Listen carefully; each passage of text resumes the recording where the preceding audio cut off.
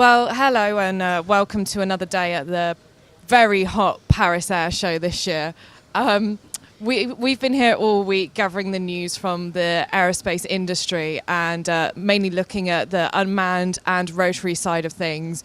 On the unmanned side of things, we had the unveiling of the Textron Night Warden, which is the production-ready version of the Shadow Mark II UAV.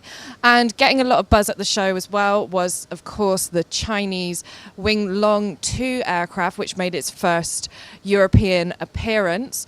But on the rotary side of things, Helen, obviously a busy week, but what were some of the highlights for you? Well, Beth, one lowlight for me was that I would like to have seen more helicopters here, but I was happy to see the Tiger on display. Was fortunate enough to visit the TAI guys and saw their T625 and got to see that in the VIP configuration. Felt like a very glamorous person enjoying that experience. But one of the highlights from the commercial side was Airbus Helicopters and their Clean Sky 2 programme, European funded project, many partners. They unveiled their model of the aerodynamic configuration of RACER.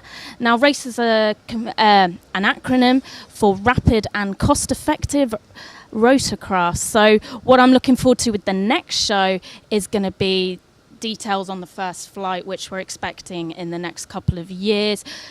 Wasn't really an orders show, if I'm honest. People are still talking about this cautious optimism. Leonardo had a good show regarding sales, though. They had one with LCI, 9 of their super mediums.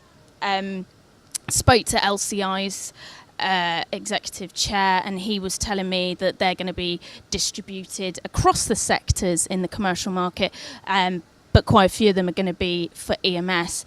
From a military side with the helicopters, it was more about programs are ticking along, which was interesting with regards to Sikorsky and the CH-53K US DoD program, and also V-22. It's present here at the show, so always good to see that.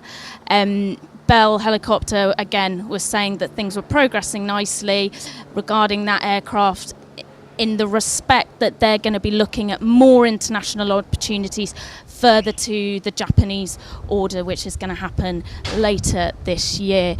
But Beth, while I was covering helicopters and a few other stories, may I add, you were fortunate enough to see what was gracing us above the skies.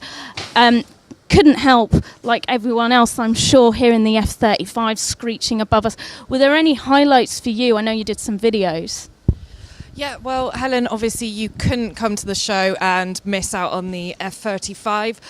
The first time it's done a public demonstration, in fact. We were lucky enough to talk to the chief test pilot at Lockheed Martin for the aircraft about some of the manoeuvres the aircraft was doing. That video and the rest of the news from the week is on the Shephard Media website, so do go there and take a look. And we will see you at Paris Air Show in 2019.